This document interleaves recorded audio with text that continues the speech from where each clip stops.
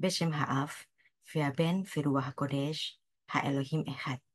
Di dalam nama Bapa dan Putra dan Roh Kudus, Allah yang Esa. Amin. Shalom, Boker Tov. Selamat pagi. Kita akan mempelajari bersama kitab Kohelet seri yang ke-43. Diambil dari kitab Kohelet atau Pengkhotbah 7 ayat 26 sampai 29. Topiknya agak menggelitik, yaitu bad woman. Kenapa ini perlu kita pelajari bersama? Karena posisi perempuan di dalam rumah tangga sangat penting sekali. Karena dia menjadi orang yang pertama untuk mengajari anak-anaknya mengenai hukum, moral, dan etika. Mari kita membaca ayatnya. Umetse ani mar mifafet et haisha asher hi metsodim vecharamim liba asurim yadeha tov lifnei ha-Elohim jimalet mimena vechote jilaket bah. Dan aku menemukan sesuatu yang lebih pahit daripada maut. Perempuan yang adalah jala, yang hatinya adalah jerat, dan tangannya adalah belenggu. Orang yang dikenan Allah terhindar daripadanya. Tetapi orang yang berdosa ditangkapnya. Ayat 27. Re'eh ze matsate amra kohelet. Ahad le ahad limso khasbon. Lihatlah ini yang kudapati, kata pengkhotbah. Sementara menyatukan yang satu dengan yang lain untuk mendapatkan kesimpulan. Ayat 28. Asher ot biksha nafshi velo matsati adam echad me'ele matsati ve'isha ve'chol ele lo matsati. Yang masih kucari tapi tidak kudapati. Kudapati seorang laki-laki di antara 1000, tetapi tidak kudapati seorang perempuan di antara mereka. Dan maksud dari ayat ini adalah yang masih kucari tetapi tidak kudapati. Lo matsati. Kudapati seorang laki-laki di antara 1000, tapi tidak kudapati. Lo matsati. Seorang istri di antara mereka. Ayat 29. Levat re'eze matsati asher asa. Ha Elohim et ha Adam yashar vehema. Kitshu kitshwonot rabim. Lihatlah, hanya ini yang kudapati, bahwa Allah telah menjadikan manusia yang jujur, tetapi mereka mencari banyak dalih. Jadi apakah maksud ayat-ayat yang telah kita baca tadi dalam Kohelet 7 ayat 26 sampai 29? Di sini ada kata Ibrani Adam yang disebutkan sebanyak 49 kali dalam kitab Kohelet. Ini merujuk kepada seluruh umat manusia, kecuali pada Pengkhotbah 7 ayat 28 yang merujuk secara khusus kepada laki-laki. Sang Kohelet bicara dalam bahasa universal yang tidak membatasi wacananya pada audiens Yahudi. Kata Torah dan tema-tema khusus Yahudi lainnya tidak muncul dalam kitab Kohelet yang memang fokusnya adalah kepada hikmat yang lebih universal dan bahasan mengenai Yirat Elohim, takut akan Allah. Dan hingga pasal ke-7 pada ayat-ayat ini, Kohelet telah membahas karakter, watak, dan perilaku yang meresahkan. Ia menggambarkan orang bijak, orang bodoh, orang miskin, dan orang yang berkuasa. Dan pada bagian Pengkhotbah 7 ayat 26 sampai 28, ini fokusnya kepada jenis bad woman. Namun secara keseluruhan pasal, Kohelet menyajikan pandangan yang tidak simpatik kepada seluruh gender secara adil. Raja Salomo menyampaikan paradoks kehidupan, bahwa ia telah memiliki segala kemewahan yang dimiliki manusia. Ia memiliki 700 istri dari kaum bangsawan dan 300 gundik, dan ini ditulis dalam 1 Raja-Raja 11 ayat 1-13. Tapi bagaimana mungkin Salomo mengatakan dalam Pengkhotbah 7 ayat 28, tetapi tidak kudapati lo matsati, seorang istri di antara mereka. Mungkinkah hal ini terjadi? Klaim Kohelet ini sungguh amat luar biasa. Setiap gerakan tangan hati seorang wanita tidak akan menjerat seorang pria sejati. Orang-orang yang saleh dapat menghindari jebakan-jebakan godaan melalui kepercayaan mereka kepada Tuhan. Dan ayat-ayat ini berhubungan dengan ayat-ayat sebelumnya tentang dosa dengan menggunakan perempuan sebagai ikon jebakan yang menunggu orang yang tidak waspada untuk jatuh ke dalam dosa. Dan di tempat lain, Kohelet merekomendasikan untuk menikmati hidup bersama satu orang wanita, yaitu Pengkhotbah 9 ayat 9. Nikmati kebahagiaan bersama satu istri yang kau cintai di sepanjang hari-hari yang singkat di dalam kehidupanmu yang telah diberikan kepadamu di bawah matahari. Sebab hanya itulah yang dapat kamu peroleh dari kehidupan dari hartamu yang kamu peroleh di bawah matahari. Namun di sini, di pasal 7, Kohelet sekali lagi melakukan suatu kontradiksi dengan dirinya sendiri.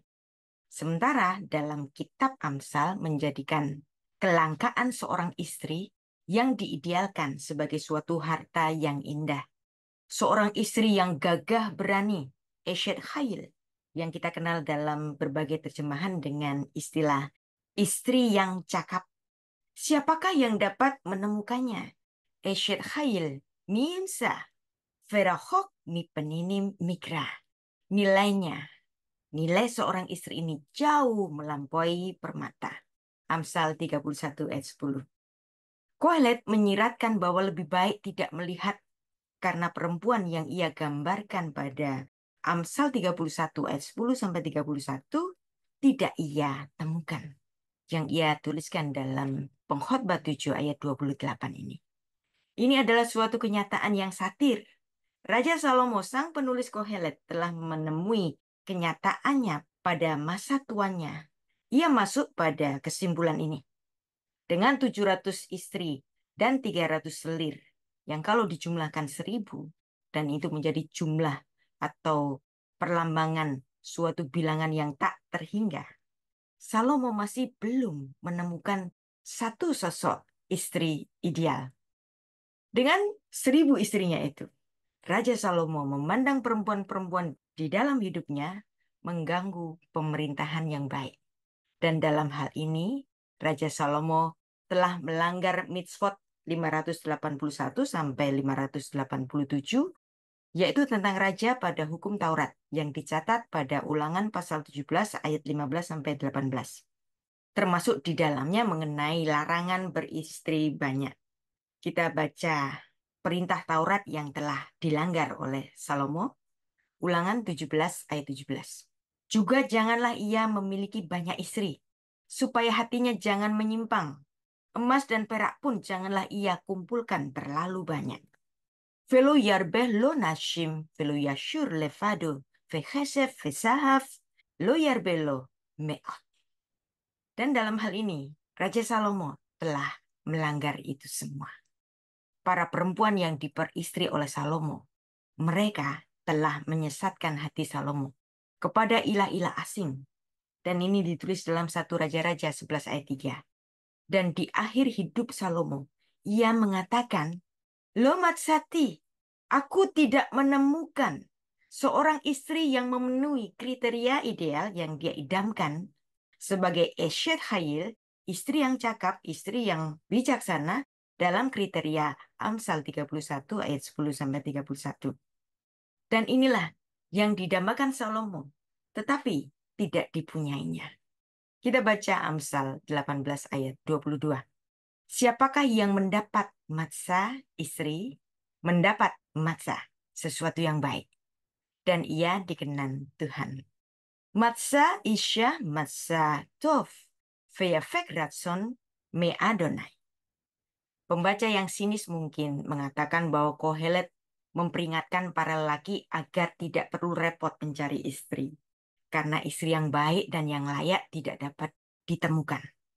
Maka alternatifnya, para lelaki yang mengejar cinta akan menemukan perempuan di mana-mana dan ia harus selalu waspada.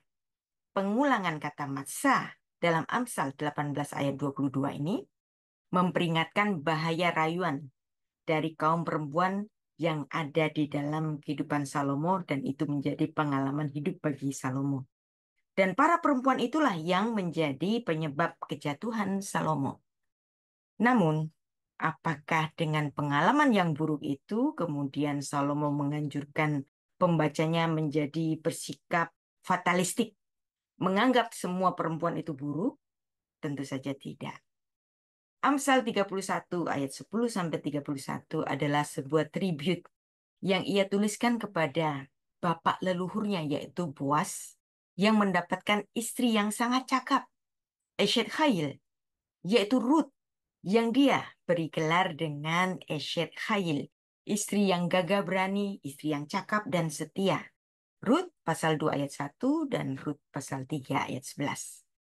Dan dalam Pengkhotbah 7 ayat 26 dituliskan, dan aku menemukan sesuatu yang lebih pahit daripada maut, perempuan yang adalah jala, yang hatinya adalah jerat dan tangannya adalah belenggu. Orang yang dikenan Allah terhindar daripadanya. Tetapi orang yang pendosa ditangkapnya. Ungkapan "and I found women more bitter than death" ini untuk menggambarkan hubungan pernikahan mereka yang sulit dan tidak diragukan lagi. Mereka membaca situasi sulit yang mereka alami dalam kata-kata Kohelet yang menemukan hal tersebut berasal dari atau paling tidak sebuah penjelasan yang dimana mereka tidak sendirian dalam perjuangan itu. Ada pepatah Talmudik mengatakan, ketika cinta kita kuat, kita bisa saja berbaring di atas pedang. Tetapi saat cinta kita tidak kuat, tempat tidur berjarak 60 hasta tidak cukup jauh. Keintiman seiring berjalannya waktu dan pengalaman itu semua bisa dikalahkan oleh pergumulan pertikaian yang menimbulkan kesepian dan keterasingan satu sama lain. Dan itulah hubungan yang ketika seorang laki-laki menemukan perempuan yang salah. Amsal juga mengakui betapa rentannya perasaan ketika ada perselisihan di dalam pernikahan. Sampai pada keadaan berdiam di sudut atap lebih baik daripada istri yang suka bertengkar di dalam rumah yang luas. Dan ini dituliskan dalam Amsal 21 ayat 9. Kita baca ayatnya. Tov lashevet al pinat gak me'eshet midyanin uvet chaver. Lebih baik tinggal di sudut sotoh rumah daripada diam serumah dengan perempuan yang suka bertengkar.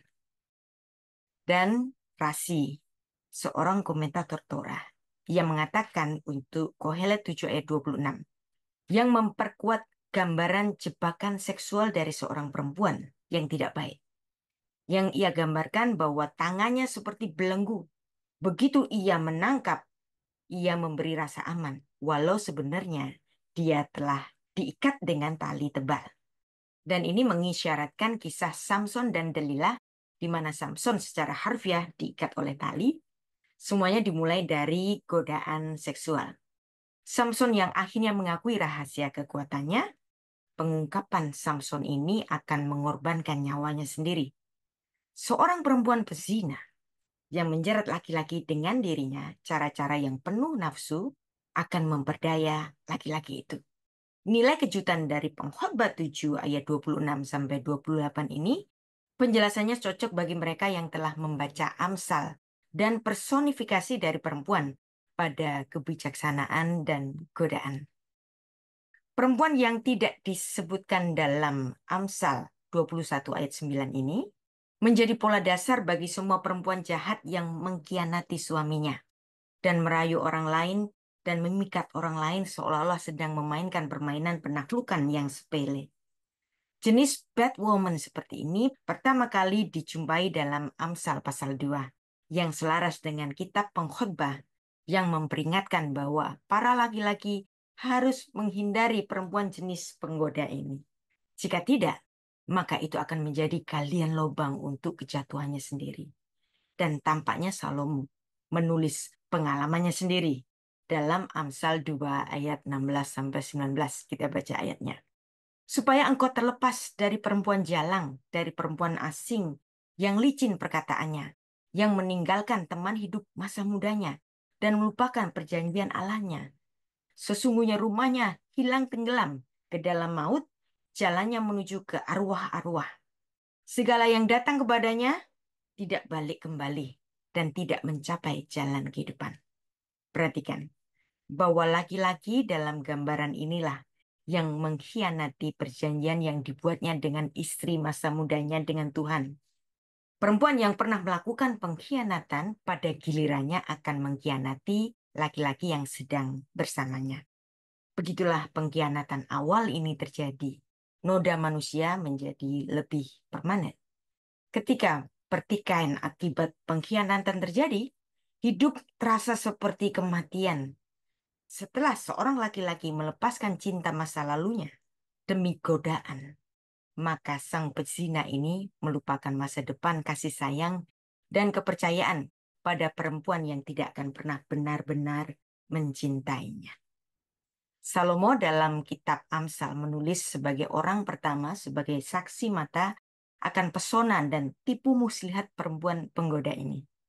Dan ia memperingatkan kepada pembacanya mengenai jerat yang dipasang perempuan seperti itu kepada para lelaki yang tidak menaruh curiga kepadanya. Amsal 7 ayat 6-27 mencatat catatan panjang mengenai ciri-ciri bad woman. Bahkan dituliskan, banyak di antara mereka yang dibunuhnya dan banyak lagi yang menjadi korbannya. Rumahnya berada di jalan raya Sheol, dunia kematian. Kebinasaan yang mengarah ke ruang dalam kematian. Mungkin di antara kita tidak mengalami ini. Namun itulah yang menjadi pengalaman hidup bagi Salomo yang spektakuler. Sehingga total istri-istrinya berjumlah 1.000. Maka Salomo adalah orang yang sangat berpengalaman dalam menghadapi perempuan-perempuan model yang demikian. Dalam 1 Raja-Raja 11 ayat 1 ayat 4 menuliskan demikian. Adapun Raja Salomo mencintai banyak perempuan asing. Di samping anak Fir'aun, ia mencintai perempuan-perempuan Moab, Ammon, Edom, Sidon, Het. Padahal tentang bangsa-bangsa itu Tuhan telah berfirman kepada orang Israel, janganlah kamu bergaul dengan mereka, dan mereka pun janganlah bergaul dengan kamu. Sebab sesungguhnya mereka mencondongkan hatimu kepada ilah-ilah mereka. Tetapi hati Salomo terpaut kepada mereka dengan cinta. Ia mempunyai 700 istri dari kaum bangsawan dan 300 gundi. Istri-istrinya itu menarik hatinya daripada Tuhan. Sebab pada waktu Salomo tua, istri-istrinya itu mencondongkan hatinya kepada ilah-ilah lain, sehingga ia tidak sepenuh hati berpaut kepada Tuhan Allahnya seperti Daud ayahnya.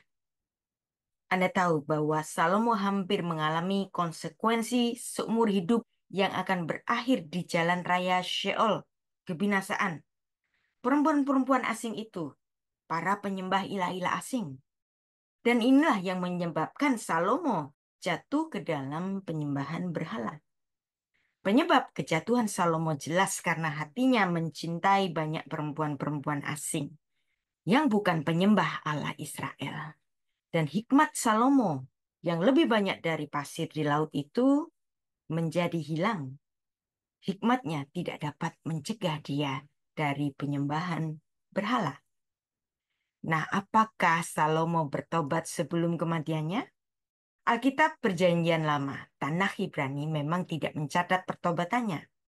Namun dengan penelaahan yang cermat pada kitab-kitab yang ditulisnya pada masa tuanya, yaitu kitab Amsal, Pengkhotbah, dan Kidung Agung, ini semua menunjukkan bahwa Salomo adalah sosok yang sudah masuk pada kehidupan pertobatannya. Allah telah menyatakan kepada Salomo menjadi anaknya. Dan apabila Salomo bersalah, Salomo akan dihukum. Namun Allah berjanji kasih setianya tidak akan hilang daripadanya. Dan itu dituliskan dalam 2 Samuel 7 ayat 14-15. Aku akan menjadi bapanya dan ia akan menjadi anakku. Apabila ia melakukan kesalahan, maka aku akan membunuh dia dengan rotan yang dipakai orang, dengan pukulan yang diberikan anak-anak manusia. Tetapi kasih setiaku tidak akan hilang daripadanya. Perhatikan hal ini. Bahwa di sini walaupun Salomo berdosa sangat berat di hadapan Tuhan, kasih setia Tuhan tidak akan pernah hilang. Dan Tuhan menyatakan ini, seperti yang kuhilangkan daripada Saul yang telah kujauhkan dari hadapanmu. Dan tentu saja, janji Allah kepada Salomo ini tidak dapat diabaikan begitu saja.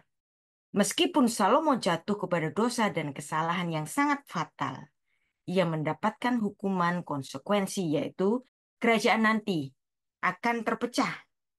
Tetapi Allah pastilah menepati janjinya bahwa kasih setianya tidak akan hilang.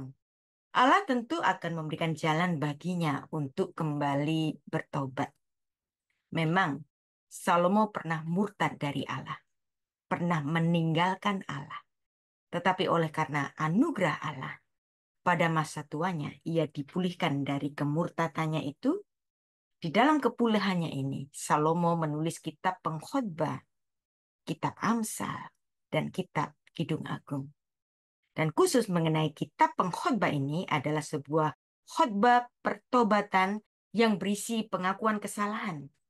Jadi kesalahan di dalam kitab Pengkhotbah bukanlah ajaran yang dipegang oleh Raja Salomo saat menulis kitab Pengkhotbah sebagai bentuk yang mengajarkan jalan Allah kepada orang-orang yang melakukan kesalahan atau pelanggaran.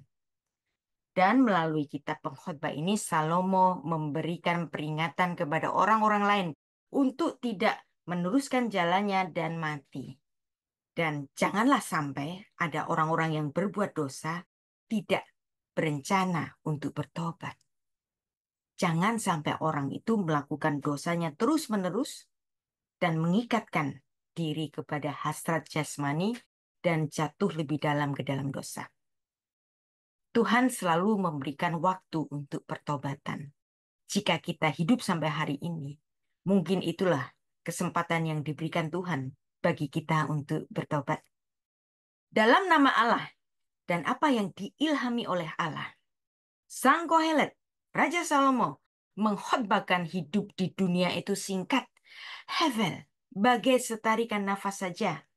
Maka jangan sia-siakan kesempatan yang diberikan Tuhan untuk pertobatan dan melakukan kebaikan untuk kehidupan yang berdampak bagi orang lain. Dan kita mari kembali kepada topik Bad Woman yang berangkat dari format tradisional pepatah pendek dalam sastra bahasa Ibrani. Kitab Amsal menciptakan adegan yang kuat, yang bergema untuk dijadikan sebagai kisah peringatan. Kita bisa membayangkan diri kita berada di jendela yang sama, memandang di balik kisi-kisi dengan rasa ingin tahu, lalu memandang kesalahan dan kekotoran itu. Gambaran lain tentang jebakan perempuan bad woman di dalam kitab Amsal menunjuk pada lubang daripada jebakan. Namun gambaran itu sesuai dengan Amsal 22 ayat 14 yang menulis, mulut perempuan jalang adalah lubang yang dalam. Orang yang dimurkai Tuhan akan terperosok di dalamnya. Seorang pelacur digambarkan sebagai lubang yang dalam. Perempuan terlarang, penyembah ilah-ilah asing adalah sumur yang sempit. Dan ini dituliskan dalam Amsal 23 ayat 27. Perhatikan, banyak sekali warning-warning yang dituliskan oleh Salomo yang menceritakan pengalamannya di masa lalu. Dan pastilah kitab Amsal ini ditulis pada masa ketika Salomo menghadapi masa tuanya. Laki-laki yang terberdaya dan terikat dengan tali, terkurung dalam jerat seorang bad woman, atau terperangkap dalam lubang dan sumur, maka laki-laki seperti itu membutuhkan bantuan dari luar untuk melarikan diri. Namun demikian, mereka tidak dapat menghalau dirinya sendiri untuk mengulangi kecerobohan mereka pada saat-saat nafsunya terpacu oleh panasnya dorongan kehausan akan hal-hal yang terlarang. Karena air curian terasa manis dan roti yang dimakan secara sembunyi-sembunyi terasa lezat. Amsal 9 ayat 17. Penggambaran ekstrim mengenai jenis perempuan penggoda bad woman ini harus dipelajari secara paralel dengan sebagian besar kata-kata hikmat Salomo. Dan Amsal yang ditulisnya ini memperingatkan kepada orang-orang yang suka berpetualang, orang-orang yang jahat, orang-orang yang malas untuk belajar tentang kehidupan, dan orang-orang yang bermuka dua. Maka para suami, para laki-laki perlu banyak belajar mengenai hikmat dengan perhatian yang lebih besar daripada yang diterima oleh perempuan. Laki-laki dan perempuan dalam Amsal tidak harus dipahami sesuai dengan gender yang ditulis oleh Salomo. Dua macam karakter yang ditulis Salomo adalah karakterisasi pada kesombongan atas perilaku yang tidak dapat dimaafkan dan sebaiknya dihindari. Maka penilaian negatif ini harus dikontraskan dengan pernyataan positif. Dalam kitab Amsal dan kitab Kohelet tentang perempuan yang gagah berani, perempuan yang menjadi pahlawan, perempuan yang sangat bijaksana, Eshet Hail, yang perlu dicari oleh para lelaki untuk membangun keluarga di dalam hidupnya. Maka pujian terhadap Eshet Hail ini ada di dalam pasal terakhir dalam Amsal, yaitu Amsal pasal 31 ayat 10 sampai 31. Istri yang cakap, istri yang bijaksana, istri yang menjadi jagoan, istri yang gagah perkasa, perlu dicari kalau ia ingin membangun rumah tangganya diberkati dan mendapatkan banyak keberuntungan. Perempuan yang gagah berani, Eshet Hail, atau dalam terjemahan bahasa Indonesia, istri yang cakap, yang memperlakukan suaminya penuh dengan kasih sayang dan kebaikan. Yang bagi perempuan seperti ini, Eshet Hail, dia akan memperlakukan suaminya sebagai harta miliknya seumur hidupnya. Amsal 31 ayat 12. Perempuan yang cakap seperti ini, Eshet Hail, dianugerahi dengan kecerdasan bisnis dan semangat dalam bekerja. Amsal 31 ayat 13 sampai 19. Dan ia membina industri kerajinan. Amsal 31 ayat 18 sampai 20. Ia berkarakter murah hati. Amsal 31 ayat 20. Ia tidak mementingkan diri sendiri. Ia mementingkan kebutuhan keluarga dan masyarakat. Amsal 31 ayat 21 dan 27. Ia memiliki watak yang riang dan menyenangkan. Ayat 25 dan 28. Dan kata-katanya memberikan pengajaran yang baik. Ayat 26. Dan ayat terakhir memberikan ringkasan kebaikannya dan memberitahu pembaca bahwa perempuan ini, istri yang semacam ini layak dipuji. Amsal 31 ayat 28 sampai 31. Nanti di rumah Anda silakan membaca secara lengkap Amsal 31 ayat 10 sampai 31. Dan di dalam kitab Kohelet ini, perempuan seperti ini tidak hanya layak dipuji, tetapi dia juga dicintai. Dan Raja Salomo memberikan nasihatnya kepada para laki-laki, para suami, yang hanya untuk mencintai satu orang istri. Nikmatilah kebahagiaan bersama satu istri yang kau cintai sepanjang hari-hari yang singkat di dalam kehidupanmu yang telah diberikan kepadamu di bawah matahari. Pengkhotbah 9 ayat 9. Menjadi pribadi yang dicintai di sini adalah sisi penyemangat dan alasan untuk hidup. Kitab Kohelet dan Amsal sekali lagi dikaitkan dalam diskusi tentang perempuan yang berharga. Amsal pasal 18 ayat 22 menyiratkan makna. Seorang laki-laki yang telah mendapatkan istri, ia telah mendapat kebahagiaan dan mendapat kemurahan Tuhan. Dan seperti disebutkan dalam ayat sebelumnya, ayat ini menekankan apa yang ditemukan oleh seorang suami ketika ia mencari perempuan yang baik sebagai pasangan hidupnya. Dan jika ia telah menemukan perempuan yang penuh dengan kebajikan, ia telah menemukan kebahagiaan itu. Pada tradisi Yahudi, ada semacam adat istiadat pada upacara pernikahan. Ketika mempelai laki-laki ditanyai oleh seorang yang hadir, Matsa, apakah kamu sudah mendapat? Atau Mutse, apakah kamu sedang mendapat? Dan dengan kata lain mereka bertanya kepada sang mempelai laki-laki itu, apakah bagian yang pantas untuk istrinya sesuai dengan ayat yang ditulis dalam Amsal, yang dimulai dengan kata Matsa, sebagaimana ditulis dalam Amsal 18 ayat 22. Laki-laki yang telah mendapatkan Matsa, seorang istri, maka laki-laki itu telah mendapatkan Matsa, sesuatu yang baik. Dan ia dikenan Tuhan. Ataukah ada ayat yang lebih tepat yang diawali dengan kata motse yang sedang mendapatkan sebagaimana ada tertulis dalam Pengkhotbah 7 ayat 26 yang sudah kita baca tadi. Dan aku menemukan sesuatu yang lebih pahit daripada maut. Perempuan yang adalah jala, yang hatinya adalah jerat, dan tangannya adalah belenggu. Apakah si mempelai laki-laki itu matsa mendapatkan perempuan baik atau motse mendapatkan perempuan yang tidak baik? Dan di sini ada permainan kata-kata matsa dan motse dalam tradisi Yahudi dengan dasar menggunakan kitab Amsal dan kitab Kohelet. Seolah suatu pertanyaan atau bahkan seperti sindiran bahwa kehidupan berumah tangga kadang sangat menyenangkan sekaligus ada kepahitan di dalamnya. Rabbi Michael Fox meminimalkan beratnya pada anggapan kesimpulan Kohelet yang seolah-olah sebagai olok-olok bagi laki-laki dengan nada yang menyindir bahwa laki-laki akan sulit menemukan perempuan yang baik. Namun, dalam Kohelet 9 ayat 29 menunjukkan bahwa Salomo tidak bermaksud untuk memberikan semua pernyataannya pada bobot posisi filosofis. Dan ia tidak memaksudkan menggerutu tentang perbedaan stereotip gender tertentu. Maka marilah kita membaca tulisan Salomo ini dalam dua arah. Bahwa kadangkala ada memang perempuan yang toksik. Demikian pula ada laki-laki yang toksik. Hanya saja Salomo sebagai seorang yang terlahir sebagai laki-laki, maka kemudian dia menceritakan pengalamannya dalam perhadapannya dengan macam-macam karakter perempuan di sepanjang hidupnya. Maka jika Anda perempuan yang sedang membaca kitab Kohelet pasal 7 ini, maka Anda harus membalik gendernya menjadi gender Anda sendiri.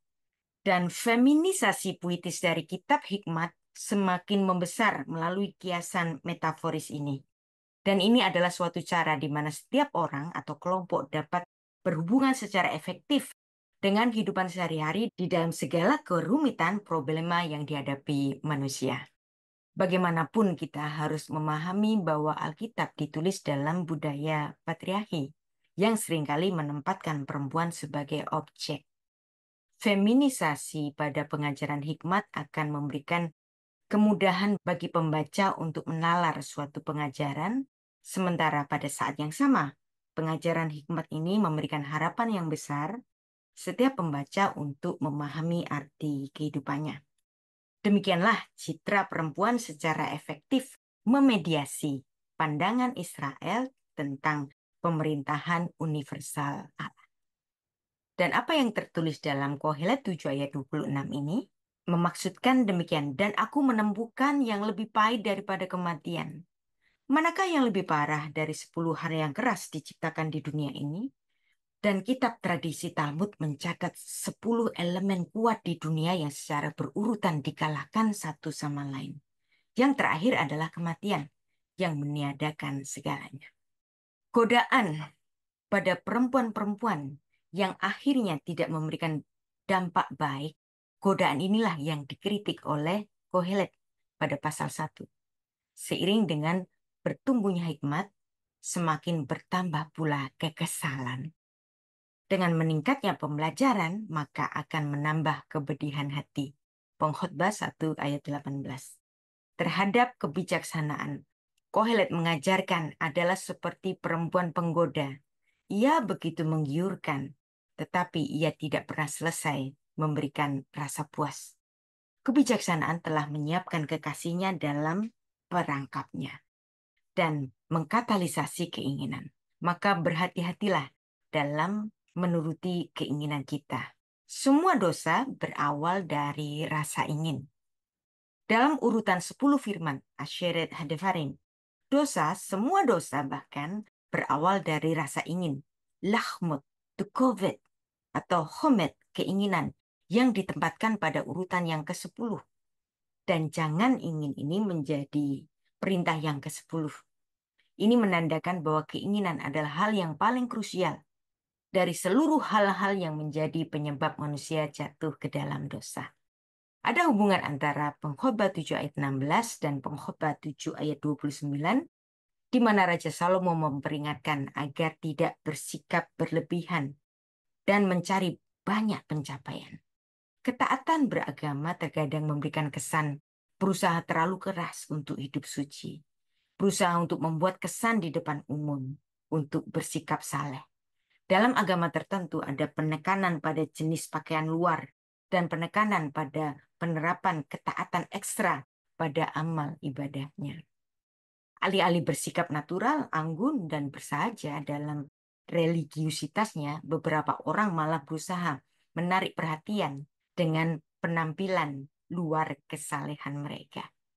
Mereka ingin dikenal sebagai orang yang sangat alim, namun dengan berbuat demikian mereka telah terjerumus ke dalam sifat sok agamis.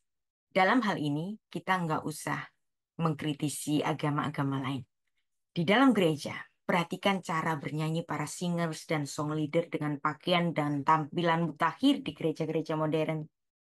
Dengan iringan sound system display raksasa, sorotan lampu yang luar biasa, mereka menyanyi mengangkat tangan, wajah yang melihat ke atas sambil bergeleng-geleng. Mulutnya komat kamit berbahasa roh, seolah-olah mereka benar melihat Tuhan. Apakah mereka benar-benar menyanyi untuk Tuhan atau hanya profesi saja? Rutinitas dari showbiz yang ada di churchtainment. Tampaknya pelayanan gereja modern di mimbar hanya sekedar rangkaian entertainment dalam bungkusan rohani saja. Bagi sekelompok orang Kristen yang terlibat dalam bisnis churchtainment ini akan dapat menjawabnya. Orang yang paling spiritual bukanlah orang yang rajin datang ke tempat ibadah. Orang yang paling spiritual adalah orang yang paling manusiawi, yang diwujudkannya dalam sikap belas kasih kepada sesamanya. Berapa banyak dari harta yang dimilikinya dan dia relakan untuk dia bagikan. Orang yang humanis tampak dari sikap mereka yang alami dan ramah. Mereka tidak memberikan perhatian kepada kepentingan diri sendiri saja. Orang yang humanis memusatkan perhatian pada hal-hal yang biasa sehari-hari yang tidak terlalu sering berbicara tentang agama dan hal-hal lahiriah mengenai agama. Bagi orang-orang yang telah mencapai taraf spiritual yang tinggi, tidak ada perbedaan antara spiritualitas dan kehidupan yang biasa. Dan hidup keagamaan paling baik dilakukan dengan tenang, rendah hati, dan bersahaja. Hidup ini bukan tentang membuat orang lain terkesan dengan kesalahan kita, tetapi tentang menjadi setia dan benar di hadapan Tuhan. Dan bagi bapak-bapak yang telah menemukan istri, berbahagialah Anda telah menemukan hal yang baik di dalam hidup ini. Dan bagi orang-orang yang masih single, carilah istri yang takut akan Allah, dan Anda akan mendapatkan kebahagiaan. Selamat mengasihi, Tuhan memberkati. Beshem Ha'af ya ben Firuah Kodesh Ha Elohim Echad. Di dalam nama Bapa dan Putra dan Roh Kudus, Allah yang Esa. Amin.